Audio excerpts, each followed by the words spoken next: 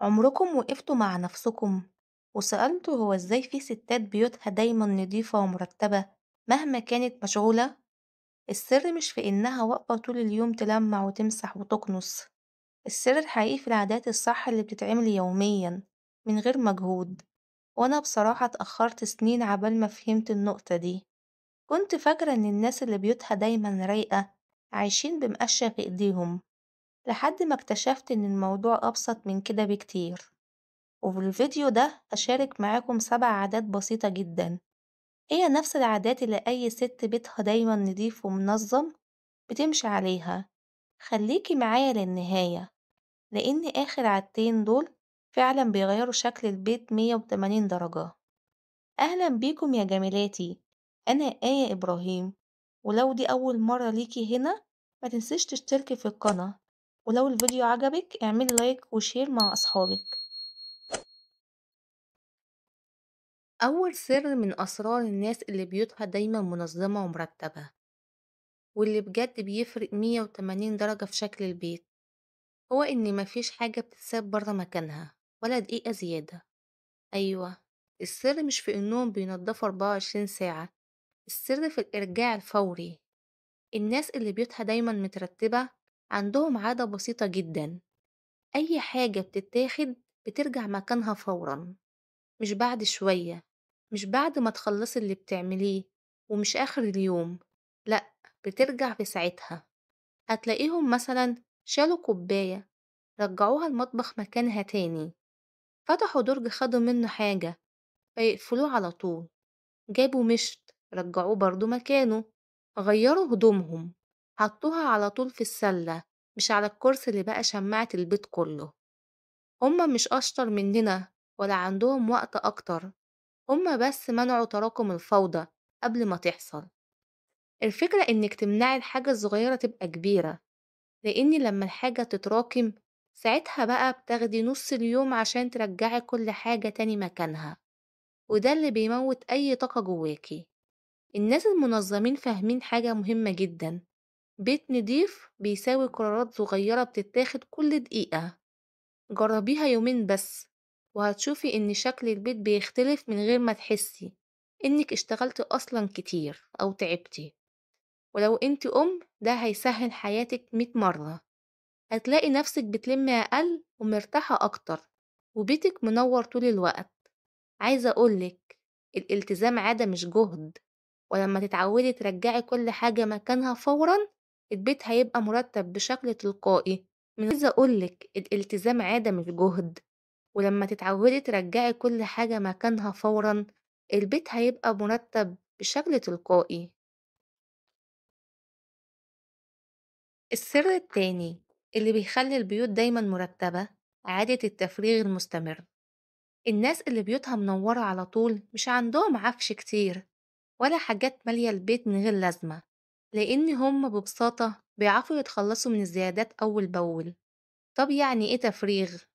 التفريغ مش معناه إن البيت يبقى فاضي ولا إنك ترمي كل حاجة. التفريغ معناه إن كل حاجة ملهاش لازمة بتخرج برا البيت، بدل ما تفضل قاعدة في البيت وبتشغل مكان وتعمل زحمة. طب ازاي الناس المنظمين بيطبقوا التفريغ؟ أول حاجة، بيفتحوا أي درج أو ركن كل فترة ويشوفوا ايه المتخزن من سنين ومحدش بيستعمله، ولو مش مستخدمينه بيطلعوه برا البيت. تاني حاجة، بيفصلوا بين اللي محتاجاه واللي موجود وخلاص، في فرق كبير بين الاتنين.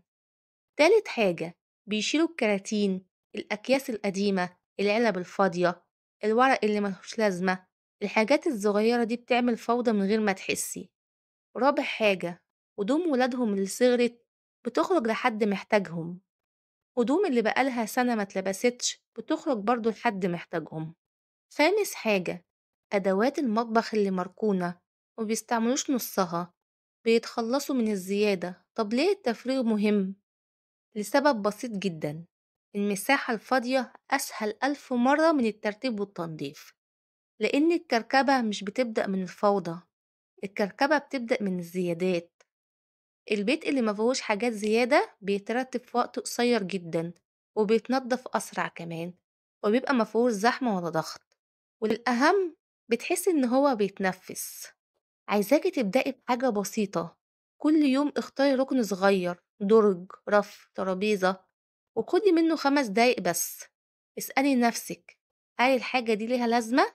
باستخدمها والّا قاعدة شغّلة مكان وخلاص؟ ولو ما لهاش لازمة اتبرّعي بيها، ادّيها لحد محتاج، أو اتخلّصي منها. بعد أسبوعين بس هتحسي إن البيت أخف وإنتِ كمان أخف. الخلاصة، التفريغ مش رفاهية، ده أساس أي بيت منظم. قللي الحاجات يقل المجهود ويزيد النظام والراحة، والسر ده مع السر الأول هتشوفي بيت تاني خالص. السر التالت، مفيش حاجة اسمها تأجيل. في عادة بسيطة جدا لو اتعودت عليها هتغيرلك شكل البيت وحياتك كمان. السر التالت اللي الناس المنظمين بيلتزموا بيه هو إن مفيش حاجة بتتأجل. الموضوع مش بتنظيفة زيادة ولا ساعات شغل، الموضوع إنهم ما بيقولوش بعدين. طب يعني إيه مفيش تأجيل؟ الناس اللي بيوتها نضيفة 24 ساعة عندهم مبدأ واضح: الحاجة تتعمل دلوقتي، تتعمل دلوقتي على طول.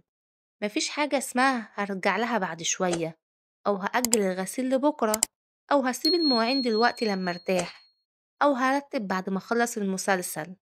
لأ، هما بيخلصوا الحاجة الصغيرة قبل ما تكبر. أمثلة مثلا يومية: خلصوا أكل، المواعين تتغسل فورا أو تتحط في غسالة الأطباق. لقوا حاجة واقعة على الأرض، تتشال دلوقتي على طول. رجعوا من برا، الشنطة مكانها، المفاتيح مكانها، الهدوم مكانها. كوباية استخدموها، تتغسل في لحظتها. هدوم اتنشرت ونشفت، تتطبق وتتكوي، مش تتساب أسبوع على الكرسي. طب ليه عدم التأجيل مهم؟ لأن كل حاجة بتتأجل بتتراكم، ولما بتتراكم بتتعبك وبتاخد وقت أكبر.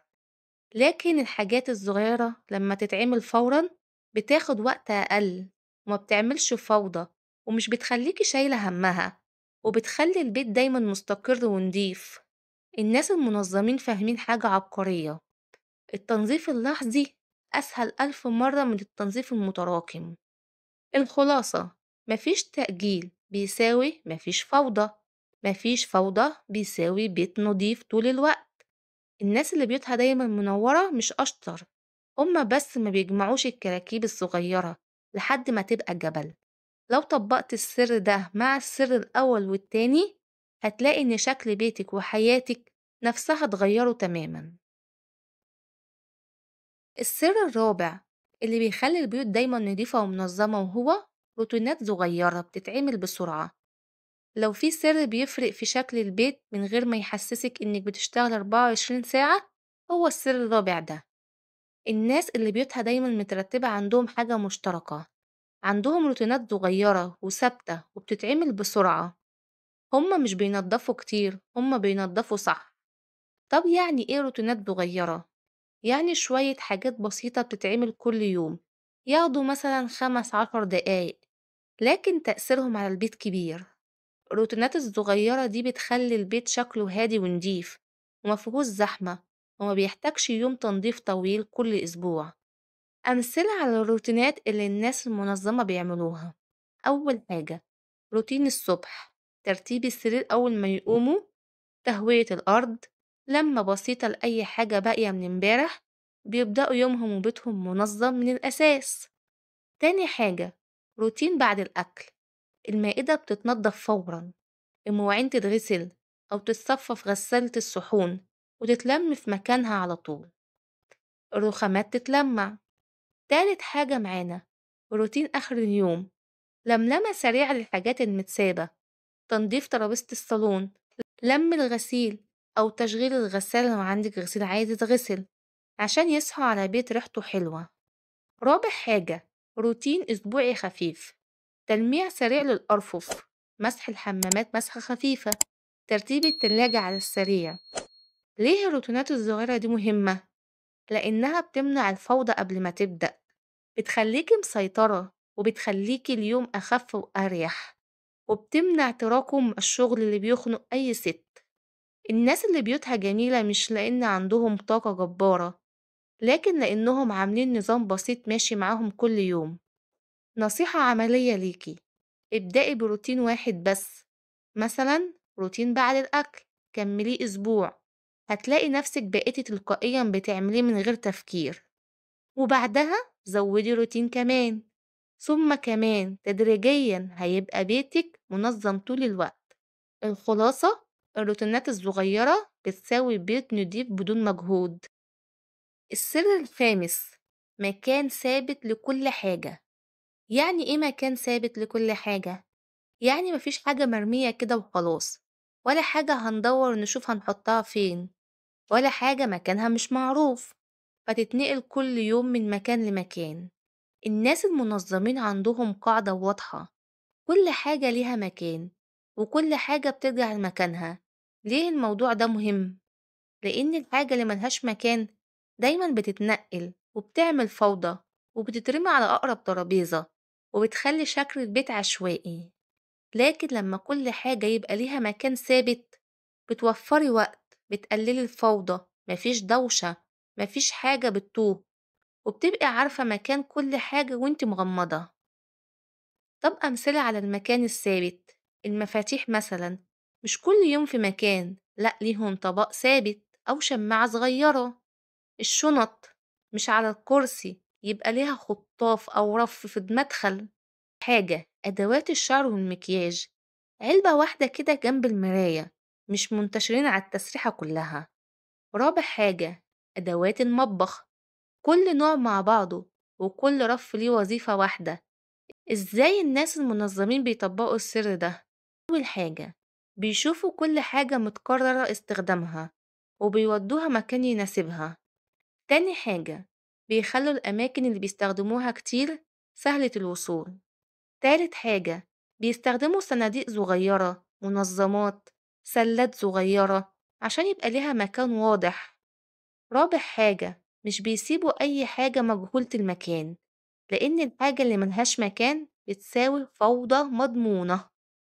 خطوة ليكي عملية، اعملي كده لمدة يوم، لفي في البيت شوفي كل حاجة ملهاش مكان ثابت واعملي لها مساحة بسيطة، حتى لو صندوق صغير.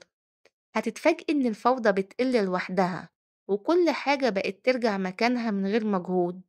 الخلاصة، مكان ثابت لكل حاجة بيساوي أقل فوضى، أسرع ترتيب، شكل بيت هادي ومريح للعين. السر السادس اللي بيخلي البيوت دايما نضيفة ومرتبة، التقليل من الديكورات مهم جدا. طب ازاي الناس المنظمين بيطبقوا السر ده؟ بيسيبوا الأسطح الأساسية فاضية بنسبة 70% على الأقل، وكل سطح ليه وظيفة واحدة بس. الديكورات بسيطة وقليلة لكنها راقية وواضحة.